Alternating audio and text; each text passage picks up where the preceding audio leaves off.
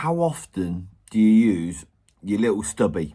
Your stubby you got in your bag, you don't use it all the time. It's just when you do need it, it's hard to find. You've got to dig round at the bottom of your bag. So having one that does it all would be an advantage. So Klein have got this stubby here that if we open her up, it's just one stubby screwdriver that will save you having to root round in your tool bag. So let's get her out. Look at that. Light, stubby, multi. Right, and it fits in here.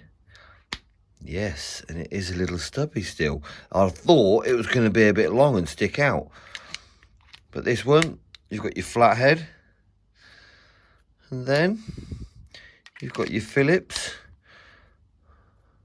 driver in there, nice little stubby. But then, oh, you've got your quarter drive, two different nut sizes as well. And I've only just noticed that you've also got a smaller flathead, which should be a bit of a bonus, with a smaller, oh, this goes in that side, so you can keep it all nice and neat all together, and a smaller Phillips head as well. So basically, it's basically one stubby that does do it all.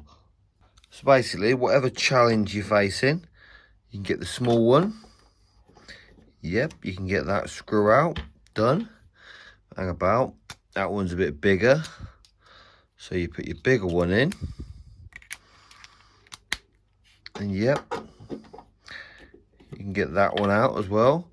Hang about, you got an 8mm nut there. So then, you take that out. And you can also unscrew that 8mm nut on that. It just gets handy. This would be good for getting kit off motorbikes, the little stubby. And it's spot on. You've got all different sorts. And what it's also going to be handy for is when you've got a socket in a hard to reach place, when you just need that amount of space to get the 3.5 screw out of a socket. So it really is the stubby that does it all.